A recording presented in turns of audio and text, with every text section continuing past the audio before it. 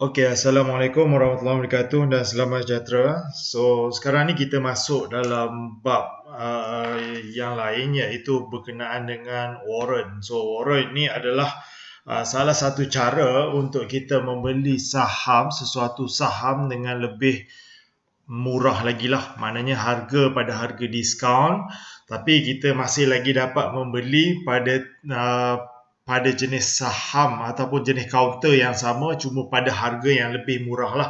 Maknanya satu syarikat tu memberi kita harga sedikit diskaun daripada harga yang asalnya, tapi melalui trend yang sama. So itu adalah warrant. So warrant ni adalah satu option di mana kita perlu melihat sama ada suatu warrant itu adalah berkualiti ataupun tidak. Alright, so sebelum tu saya just nak share kepada anda jenis-jenis warrant ataupun perkara yang anda perlu tahu berkenaan dengan warrant ini. Okay, so warrant ada beberapa jenis warrant untuk pengetahuan adalah. So satu adalah company warrant, iaitu warrant yang dikeluarkan oleh syarikat itu sendiri, iaitu syarikat induk, dia akan mengeluarkan warrant. Right, so yang kedua adalah call warrant dan yang ketiga adalah put warrant. So ini adalah tiga ini saja yang ada dalam bursa Malaysia. So sama ada ianya adalah warrant, company warrant iaitu syarikat warrant, ataupun call warrant, dan yang ketiga adalah put warrant. So kita bercerita pasal satu persatu dahululah. Right.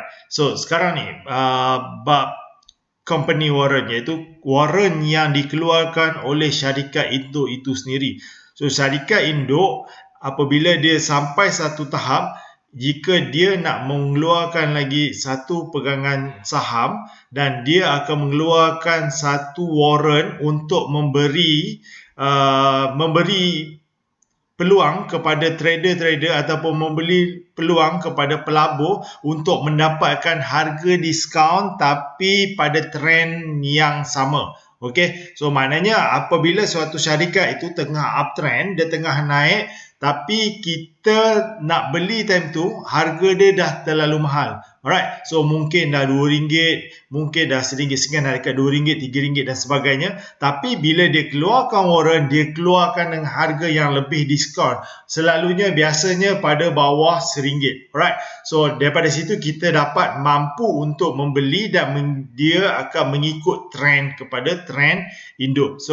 Alright, so biasanya company warrant ni biasanya dia mengikut trend induk. So apabila induk itu naik uptrend, dia pun akan mengikut uptrend. Tapi apabila induk buat retracement dan sebagainya, dia akan follow juga. Tapi kalau induk dia naik harga contohnya dia naik sekitar 10 sen, tapi warrant biasanya dia akan berat sikit lah, dia tak sampailah 10 sen.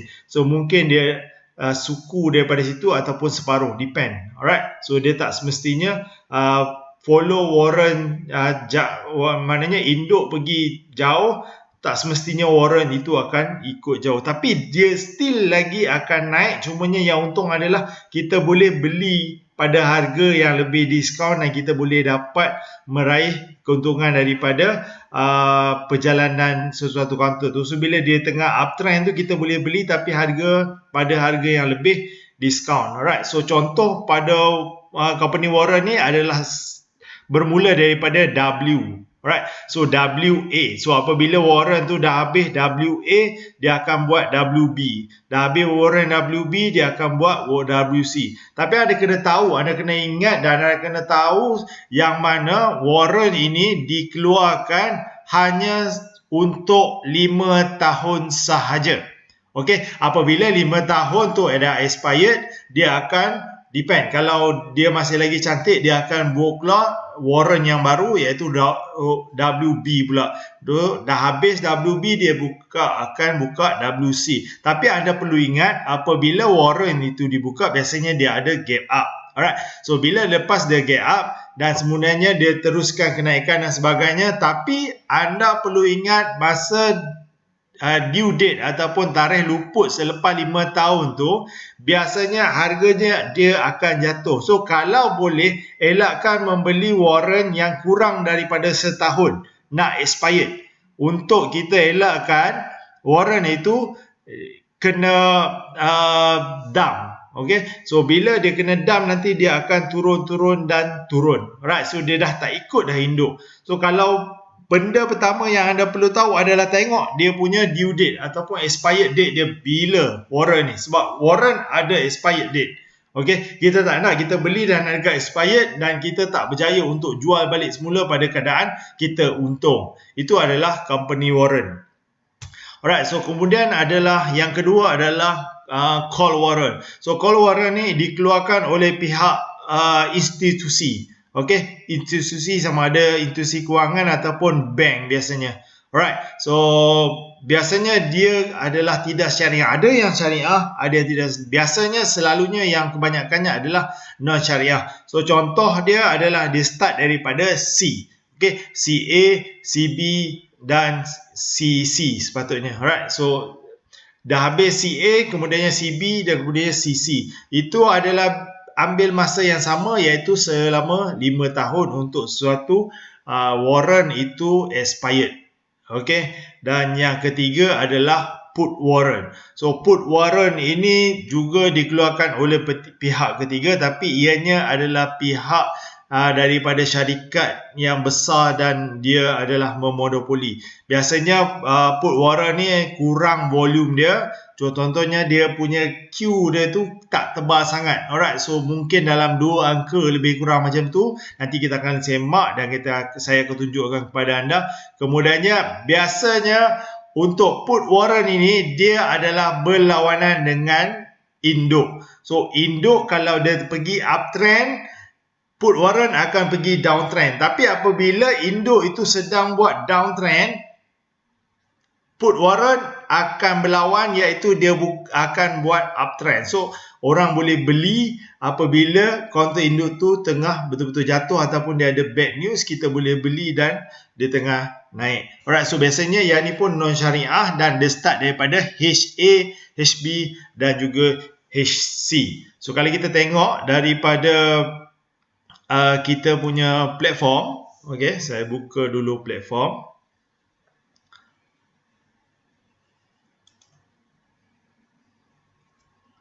Alright, so M plus.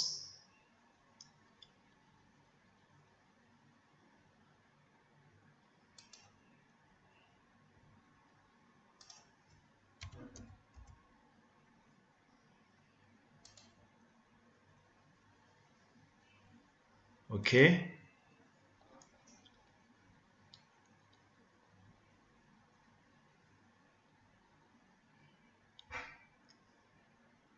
So kalau kita lepas ni kalau kita nak beli warrant, anda pastikan anda tengok ada dia punya info ataupun pada news dia. Okay, so kita tengok dekat sini.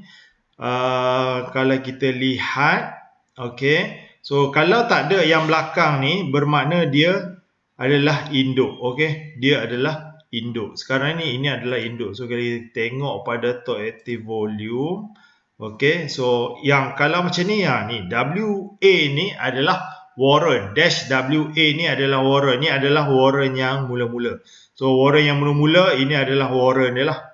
Okay, so kalau kita tengok MQ tag, okay, kita type MQ tag. Sorry, MQ tag. So kalau kita tengok sinilah MQ tag. So kita tengok induk dia, bagaimana pergerakan induk dia. So hari ni induk dia naik, okay, uptrend, okay. Dan kalau kita bandingkan dengan dia punya warrant dia sama juga, pattern dia sama, cuma pada harga yang lebih murah iaitu yang ni sekitar 1.16 sen tapi induk adalah sekali ganda lah. Alright, so naik 23 sen. So lebih kurang macam tu. Induk mahal sikit daripada warrant, tapi kita masih lagi boleh beli warrant tapi pada kenaikan, kadar kenaikan yang lebih kurang sama pattern dia. Okey, tapi kalau yang penting dia adalah kita lihat kepada dia punya, okey, kita klik kanan dan kita tengok dia punya news. Okey, general info. So general info kita tengok dia punya expired date dia bila. So ni adalah expired date dia. iaitu dia punya maturing date. So maturing date dia adalah pada 2021. So boleh pakai lagi sehingga hujung tahun ni. Alright. So ataupun awal tahun depan boleh lagi sebab dia nak expired 2021. Okay, so kita kena tengok dan berhati-hati dekat situ sahaja. Okay, dia punya expired date. Jangan terlalu dekat dengan expired date. So ini adalah company warrant. So kalau kita nak tengok lagi dekat sini kita tengok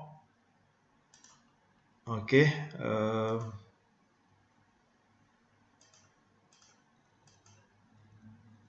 to active volume. Okey, kita cari yang put warrant. So kalau macam ni WC ni, ini dia dah warrant daripada company warrant, tapi yang ketiga lah. Ini yang ketiga. So kalau kita tengok general info, bila dia punya expired 2025. Maknanya tahun 2020 adalah tahun pertama warrant itu keluar. So sebab tu dia punya expired lebih lagi 5 tahun sebab dia baru keluar. Okey, itu adalah cara baca untuk warrant. Okey. Untuk kita lihat warrant yang lain, kita tengok top gainer mungkin ada. Okey, kalau macam C macam ni, okey, C ni ini adalah call warrant. Okey, so ini adalah call warrant tapi dia sama juga general info dia. So dia sama juga, dia ada expired date. So kena tengok expired date dia tu. So kalau contoh Supermax ataupun Sebadak, tak kisahlah.